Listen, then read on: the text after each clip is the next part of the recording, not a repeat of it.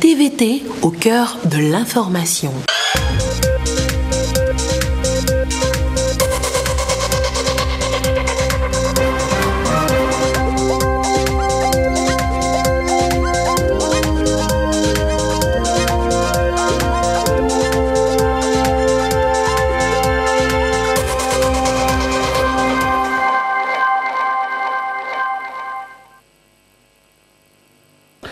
Toujours fidèle au rendez-vous de l'actualité sur votre chaîne. Mesdames, Messieurs, bonsoir et bienvenue dans ce journal. Au sommaire, l'initiative de Lomé pour la lutte contre les médicaments de qualité inférieure. Les choses se précisent déjà avec l'arrivée des chefs d'État et de gouvernement de plusieurs autres délégations. Et pour vous ce soir, nous posons la question: quel est l'engagement de l'OMS dans la lutte contre les médicaments de qualité inférieure aux côtés des chefs d'État africains? La réponse en début du journal. La réalisation des projets sociaux communautaires, l'engagement des plus hautes autorités togolaises ne fléchit pas. À Blita, nous y serons pour être aussi témoins de l'inauguration du nouveau marché et du lancement du tout dernier du FNFI. Le nouvel an chinois, on en parle aussi dans cette édition avec un avant-goût hier dans les locaux de la représentation diplomatique ici à Lomé. En attendant le 25 janvier prochain, les Chinois vivant au Togo ont su partager leurs richesses culturelles. Voilà pour le sommet. Place maintenant aux 20h. Comme annoncé en début de cette édition, l'initiative de Lomé sur les médicaments de qualité inférieure draine déjà de hautes personnalités. Le président sénégalais Macky Sall est arrivé en début d'après-midi à Lomé. Il a été accueilli par son homologue togolais, Faure Sozimna Gnassingbé. Je vous propose ici de vivre l'arrivée et l'accueil du président Macky Sall.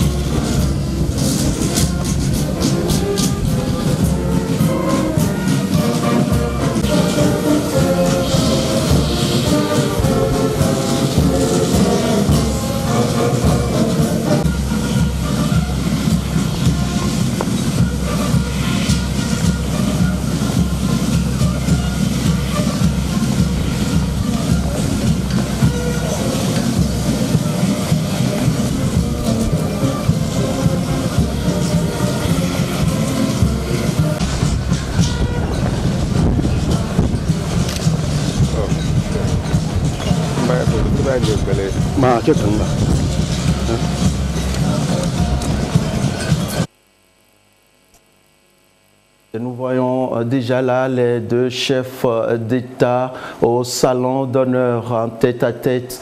Ils discutent certainement des relations bilatérales.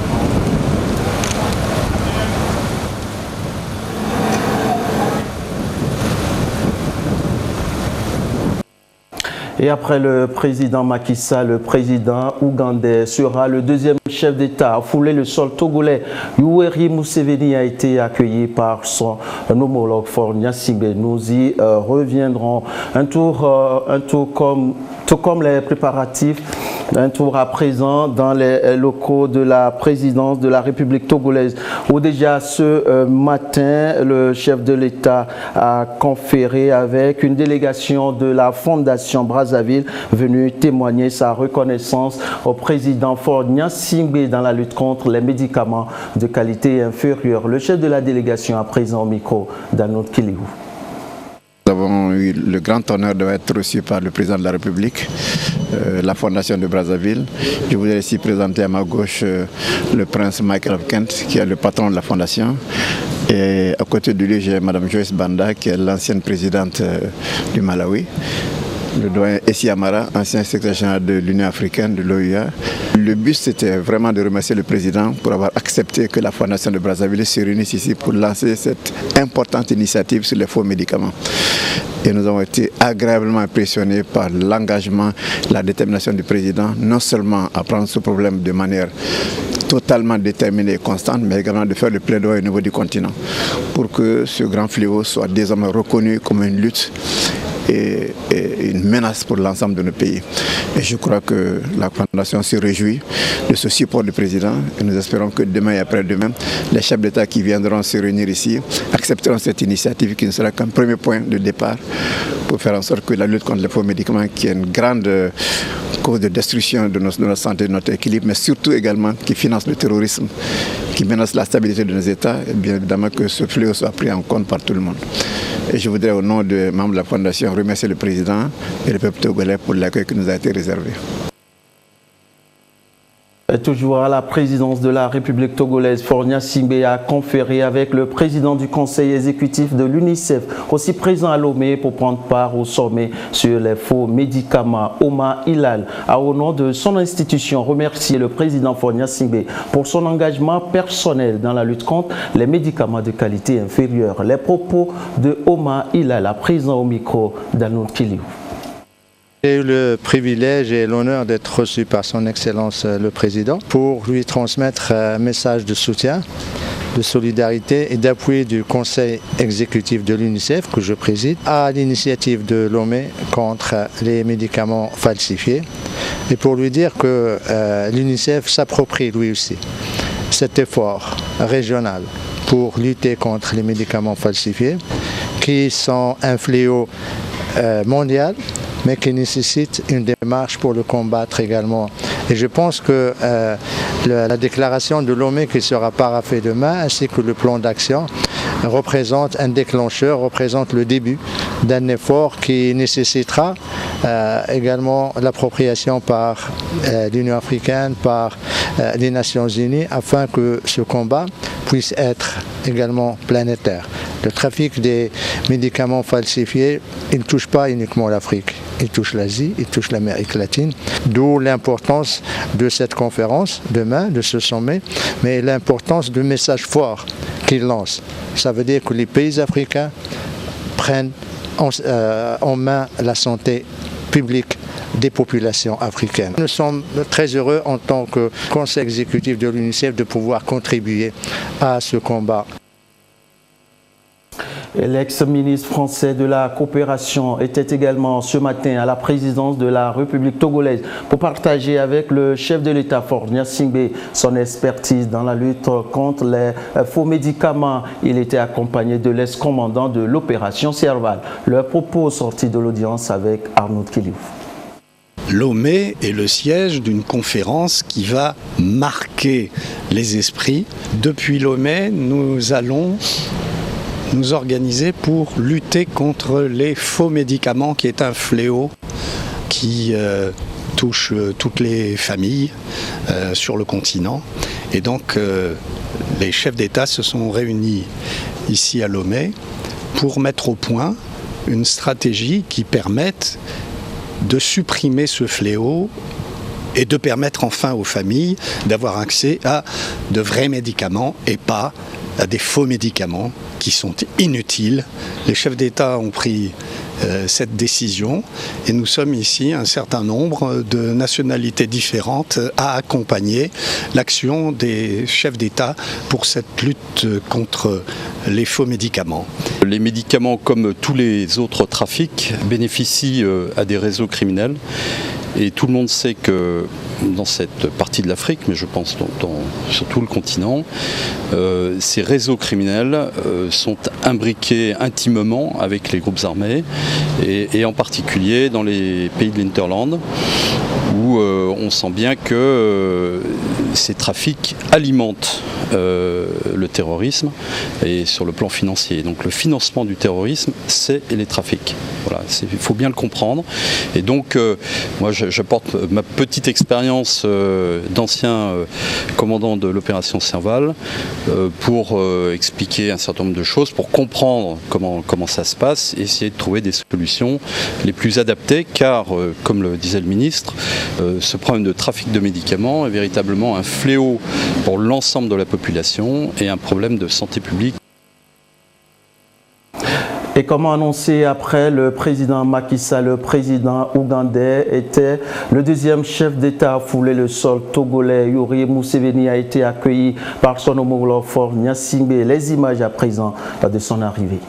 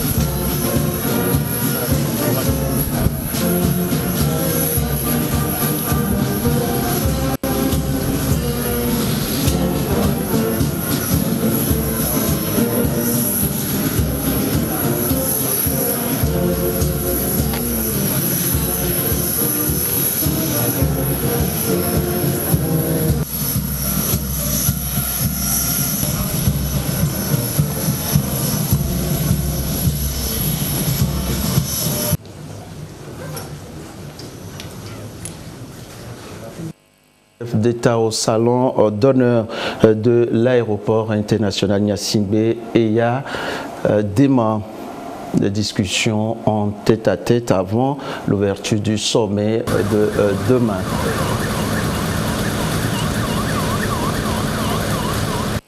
Et la suite de cette édition, hier, le chef de l'État Faure Gnassingbé Gnassingbé était à Blita où il a procédé au lancement d'un nouveau produit du FNFI. Avant de parler du produit suivant l'arrivée du président Faure Gnassingbé sur les lieux et l'accueil des populations.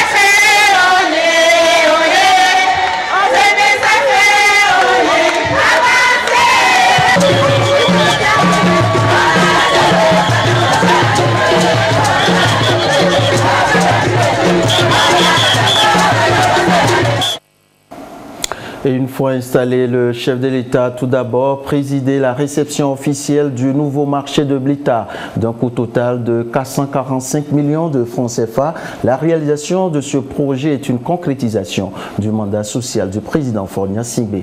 Désiré Aloy pour le compte-rendu.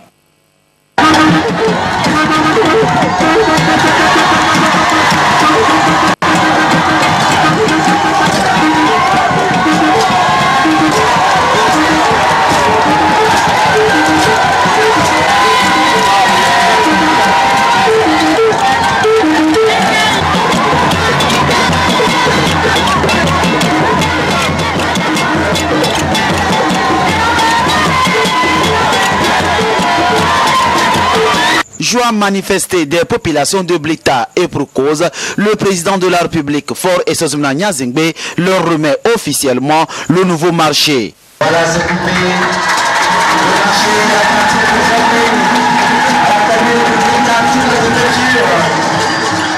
et ce acte symbolique a été posé. Une concrétisation de sa politique sociale et économique qui lance davantage le Togo sur la voie de la modernisation, donc de son émergence. Plus grande joie au niveau de l'ANADEB, c'est que nos frères et sœurs ont un cadre idéal pour exercer leur activité, pour rentabiliser leur activité. Quand je dis vont exercer, c'est qu'ils vont plus gagner, ils ne vont plus souffrir du soleil ni de la pluie, ils ne vont plus perdre leurs produits à cause du soleil ou de la pluie, ils ne vont plus être embêtés parce que on a acheté les produits, on n'a pas pu trouver un véhicule, on ne sait comment faire. Il y a les magasins qui vont les contenir. Les personnes qui vont venir dans ce marché pour exercer leurs activités seront vraiment à l'aise.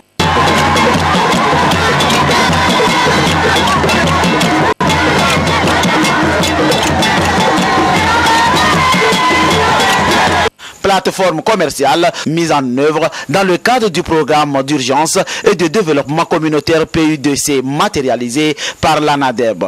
On a 2 blocs de latrines ici. On a de l'eau potable en permanence sur le site du marché et qui leur permettra de bien exercer leur activité.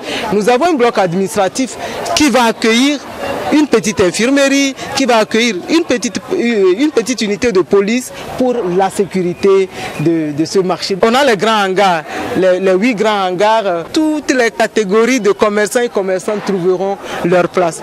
Nous avons un bloc de 10 boutiques. Nous avons 2 abris bétail et volaille.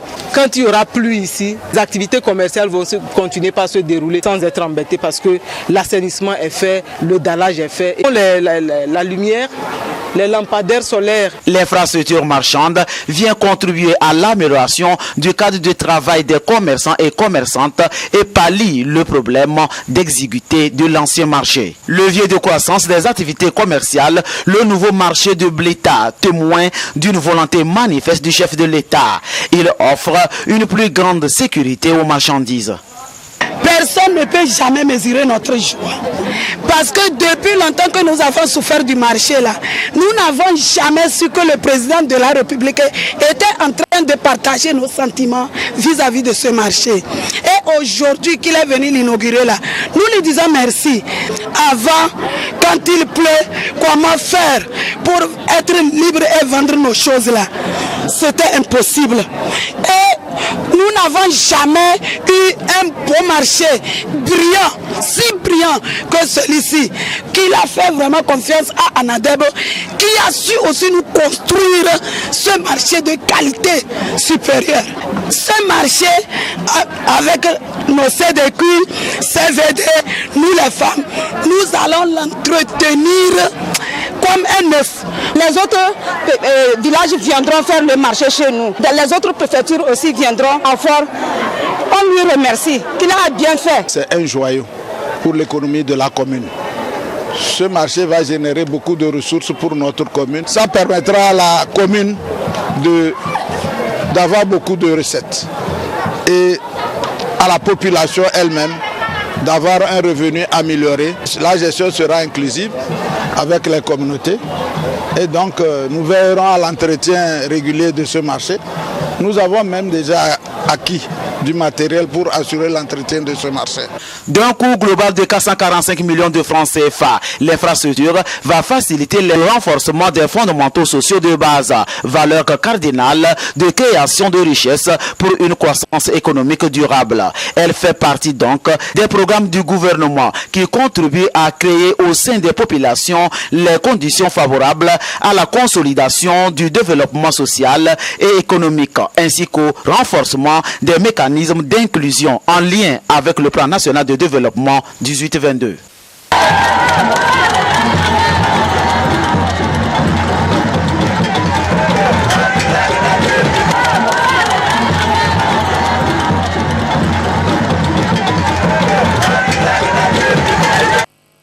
Et toujours à Ablita, le chef de l'État a procédé au lancement de 2 nouveaux produits du Fonds national de la finance inclusive. La présentation des 2 produits et la réaction des bénéficiaires avec Désiré Aloy. Des milliers de femmes et hommes délégués venus des 40 préfectures du Togo. Ils sont membres de la Fédération des bénéficiaires des services financiers FEBESEF, convergés vers Blita au centre du pays. Raison, échanger avec le président de la République Faure Essozuna Nyazingbe sur le FNFI, Fonds national de la finance inclusive, avec ses produits Agrisef, Agisef et autres. Une politique sociale inclusive réussie du chef de l'État. Aujourd'hui, les produits touchent à travers tout le pays 1 300 000 Togolais. Le chef de l'État Faure Nyazingbe, par sa politique multiforme, au travers des programmes et projets, pense à l'amélioration des conditions de vie des populations. Le FNFI, un programme parmi tant d'autres. Une reconnaissance des populations dans leur diversité. Témoignage émouvant qui exprime espoir, réussite et joie. Les années passées, nous les femmes, nos enfants, on souffrait beaucoup. On ne savait pas quoi faire. On s'endettait beaucoup. Tu prends de l'argent auprès d'une camarade, tu t'endettes. Mais depuis que le président Faure a eu une bonne idée, il a bien pensé pour nous les femmes, nos enfants, il a fait venir le FNFI qui a aidé les femmes. Nous avions commencé de 30 000 à 50 000. Aujourd'hui, nous sommes à 500 000 avec l'aide de Faure Essozuna. Que Dieu lui donne longue vie. Mais j'ai entrepris dans de petites activités culturelles jusqu'à ce qu'une tierce personne m'a ouvert la voie sur les produits du FNFI. Et alors, j'ai rempli les formalités et j'ai reçu le financement de Agisef. Et j'ai continué dans mes activités. Et jusqu'à aujourd'hui, j'encadre un groupe de jeunes orphelins et nous fabriquons des objets d'art que nous revendons.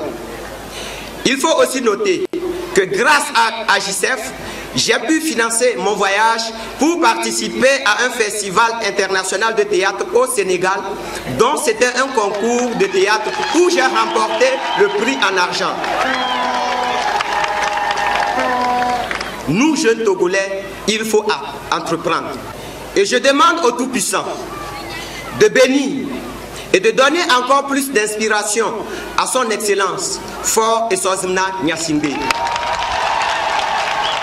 Le Togo, sous l'impulsion du président de la République, émerge et le FNFI, l'autre bras solide pour pousser le pays sur la voie de son développement, décollage économique et social, l'axe 3 du plan national de développement. Pour continuer à souffler la dynamique, pousser le secteur informel vers le formel, une signature de convention sur place entre FNFI et le groupe Orabank.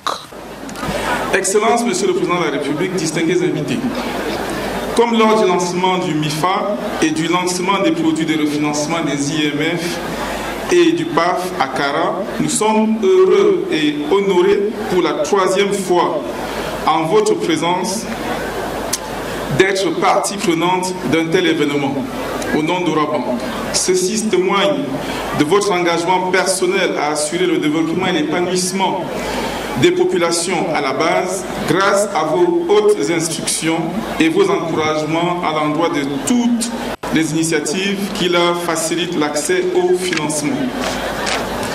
Conformément à nos engagements vis-à-vis de l'État togolais, nous, Orabank, sommes fiers d'avoir accompagné nombre de ces projets dans le cadre du financement inclusif, du financement agricole et rural et des soutiens aux populations vulnérables. Nous pouvons commencer sur une enveloppe de 200 millions. Le constat est clair et selon la vision rimant avec la politique sociale et économique du chef de l'État, il faut aller vite et sûr afin de maintenir la courbe de croissance. Ainsi, de nouveaux produits renforcent le FNFI, NCODD et kits de formation et de fin d'apprentissage. Objectif, soutenir davantage les populations. Un effort donc au cœur des préoccupations sociales et économiques du président de la République, selon la secrétaire d'État chargée de l'inclusion financière et du secteur informel. Permettez-moi, Excellence, Monsieur le Président de la République, à mon tour de vous exprimer toute la gratitude au nom des bénéficiaires des services financiers que nous sommes. Notre pays a grandi, mais les femmes bénéficiaires du FNFI également ont grandi.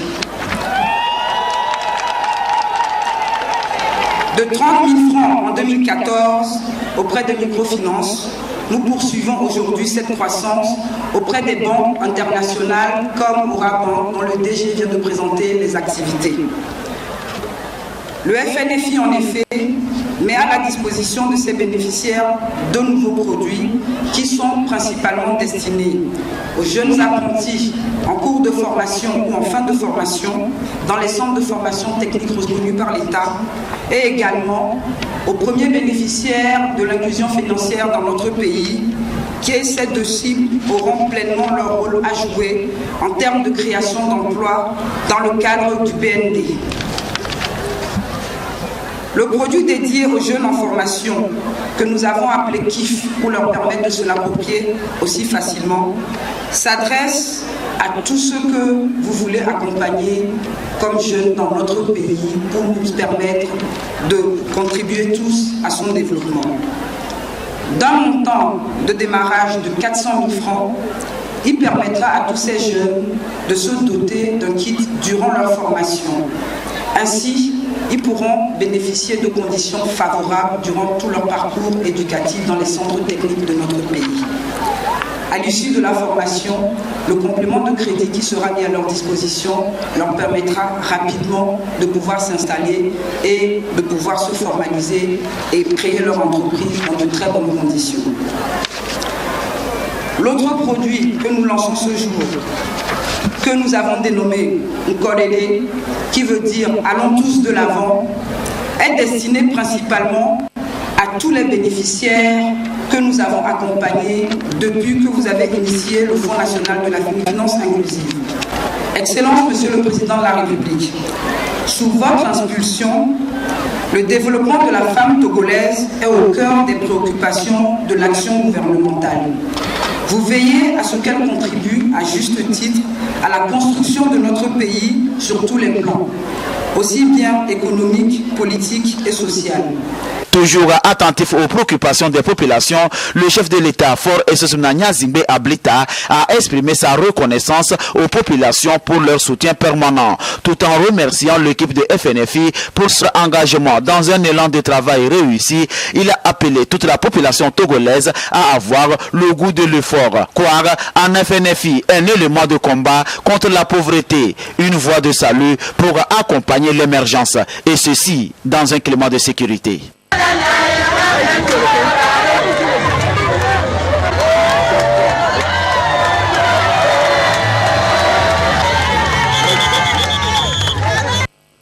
Et nous revenons dans cette édition avec toujours l'arrivée des délégations pour prendre part au sommet de Lomé sur les faux médicaments. On signale déjà la présence du directeur général de l'OMS qui est également attendu pour apporter son grain de sel à la lutte. Il a été accueilli à son arrivée par le ministre togolais de la Santé et de l'Hygiène publique, Moustapha Midiawa. Nous écoutons le directeur général de l'OMS à son arrivée au micro de Augustin Kossi. Bienvenue, welcome. Thank you very much.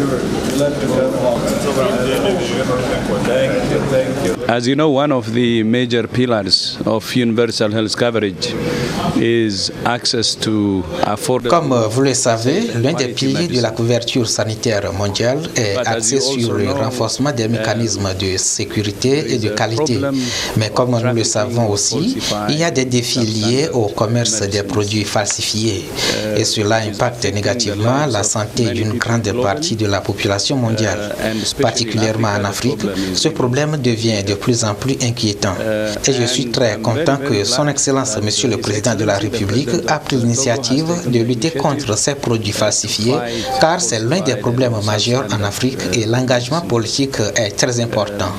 Et c'est pour cette raison que je salue ce qui se fait ici pour une forte mobilisation à l'échelle régionale. Et nous espérons poursuivre avec cette ambition à l'échelle continentale et ensuite sur le plan mondial. C'est pour ça que je suis très fier d'être à cette initiative de Lomé, malgré la longueur du chemin. I'm very fortunate and honored to attend the launching of the Lomé initiative.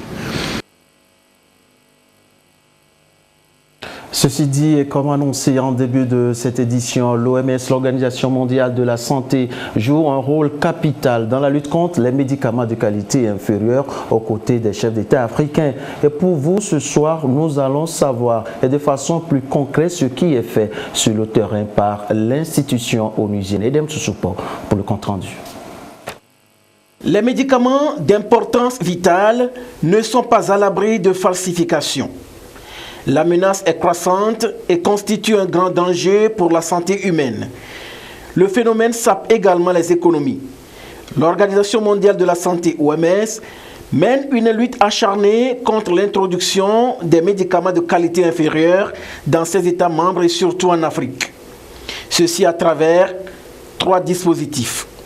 Notre organisation a mis sur place un mécanisme inter-État dans le pays pour faciliter la collaboration et coopération entre les pays. Premièrement, pour le partage des informations sur les médicaments de mauvaise qualité, soit falsifiés ou bien les médicaments de mauvaise qualité.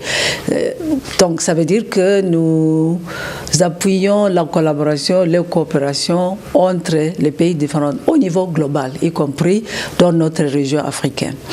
Deuxièmement, nous avons établi un réseau, un mécanisme pour appuyer les pays, les autorités réglementaires des pays, parce que c'est eux qui décident si un médicament peut entrer dans un pays ou pas.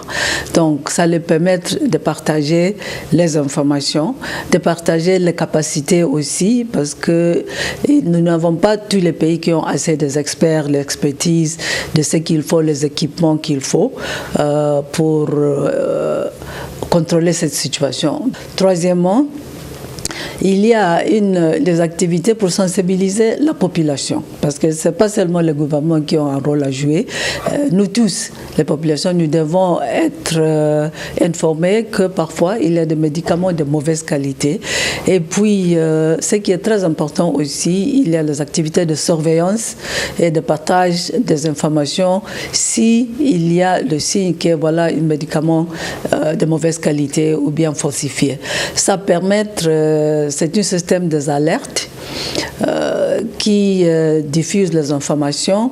Les industries de contrefaçon sont une plaque tournante à éradiquer, selon Dr Matidiso Moueti, directrice générale de l'OMS pour l'Afrique.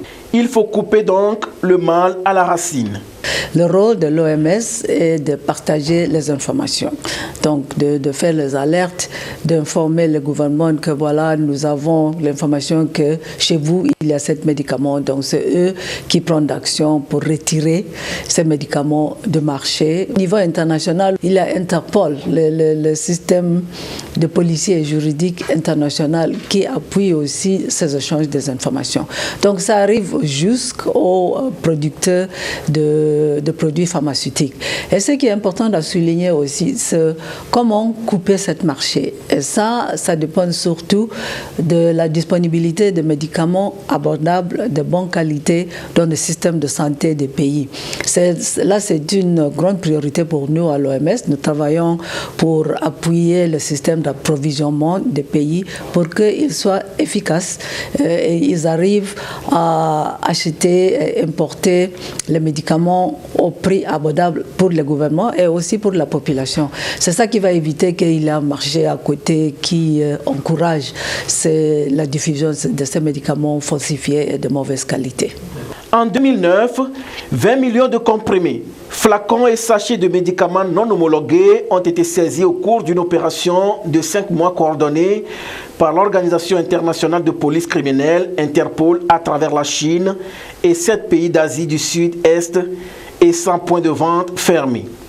L'initiative de Lomé va aider à renforcer les législations des pays signataires des conventions de Médicrime et de Palerme contre la criminalité transnationale organisée. Ceci afin d'assurer l'application rigoureuse des sanctions pénales contre les promoteurs des produits falsifiés.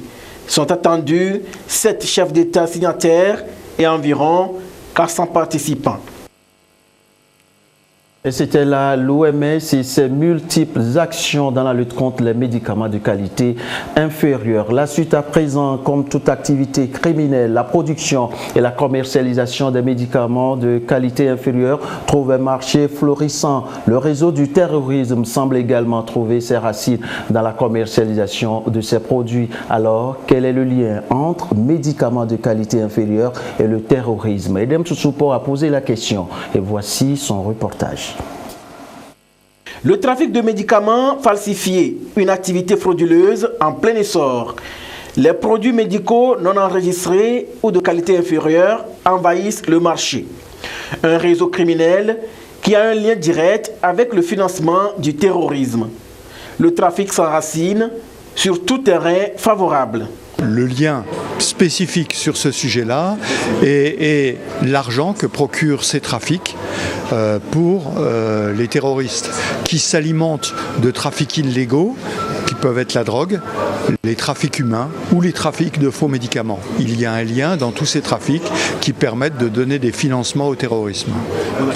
C'est que soient mis en place des procédés juridiques qui puissent combattre efficacement dans chacun des pays, les pays qui sont concernés par l'initiative aujourd'hui, mais plus généralement que ça s'étale à l'ensemble des pays africains. Parce que globalement, ces trafics de faux médicaments font peser une menace d'abord sur la santé des Africains et deuxièmement, en fournissant des financements au terrorisme, globalement sur la santé de notre monde, de la stabilité de notre monde. Les réseaux de crimes organisés exploitent généralement les failles sécuritaires pour mener leur basse besogne. Un médicament est très long et très coûteux à développer, mais la reproduction ne prend pas assez de temps. Elle est relativement facile. Cette initiative traite de la commercialisation à l'intérieur de ces pays et à l'intérieur de l'Afrique. Mais il faudrait aller plus loin et là où ils sont fabriqués, principalement en Chine et en Inde. Et là, il faudrait que globalement le monde s'intéresse à ce sujet-là et empêche ces fabrications. Moi, j'ai été concrètement invité par la Fondation Brazzaville dans le cadre de cette initiative de Lomé parce que mes centres d'intérêt sont essentiellement la lutte contre le terrorisme et la sécurité globalement de l'Afrique et de l'Europe.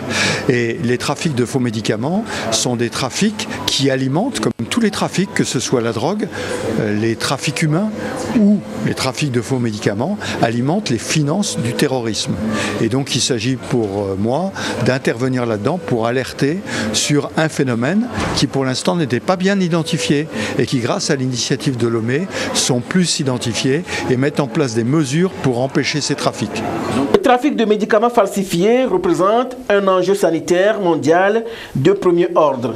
Selon les estimations, 10 à 15% des produits pharmaceutiques vendus dans le monde seraient falsifiés.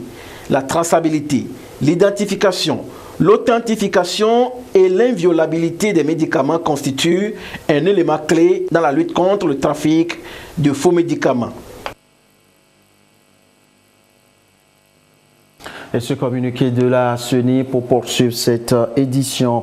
Dans le cadre de l'organisation de l'élection présidentielle de 2020, le président de la Commission électorale nationale indépendante informe la population, les partis politiques, les regroupements de partis politiques, les différentes parties prenantes qu'à la demande du gouvernement, en liaison avec la CENI, une mission conjointe de la CEDEAO et de l'Organisation internationale de la francophonie a effectué du 13 décembre 2019 au 14 janvier 2020 un audit du fichier électoral actualisé. À l'issue de cet audit, la CENI a reçu les conclusions générales de la dite mission conjointe.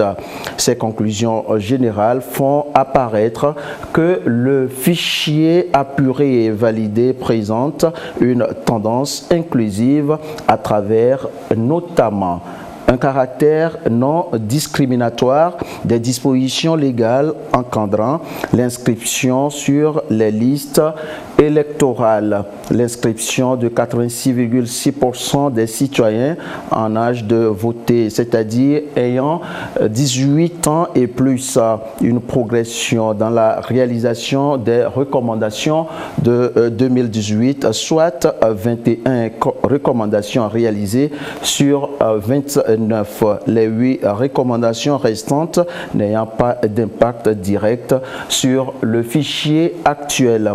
Le fichier électoral définitif compte ainsi 3 614 000 séquenciers électeurs sur le plan national et à l'étranger, dont 1 871 745 femmes et 1 742 311 hommes. Sur cette base, 9 389 bureaux de vote seront ouverts dans 4 445 centres de recensement et de vote.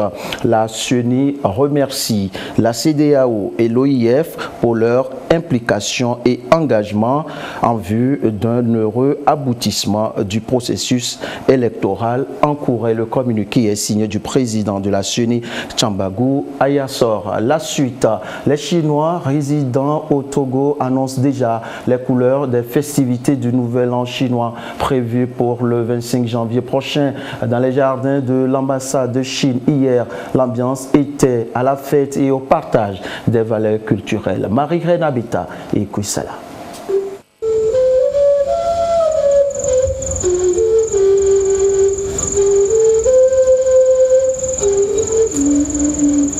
L'assistance ne veut rien rater de cette soirée. Elle l'immortalise via la caméra de son téléphone portable.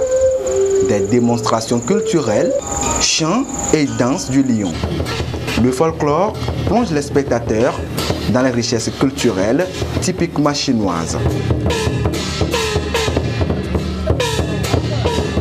Cette soirée de gala lance les festivités du Nouvel An chinois au Togo. Tradition respectée ici à l'ambassade de Chine. Occasion saisie pour réitérer l'engagement de l'Empire céleste à accompagner l'élan de développement enclenché par le gouvernement togolais. C'est une tradition pour l'ambassade d'organiser des festivités avant cette fête-là pour regrouper la communauté chinoise et les entreprises chinoises ici présentes. Pour l'ambassade aussi, nous devons redoubler d'efforts pour resserrer les liens d'amitié entre la Chine et le Togo.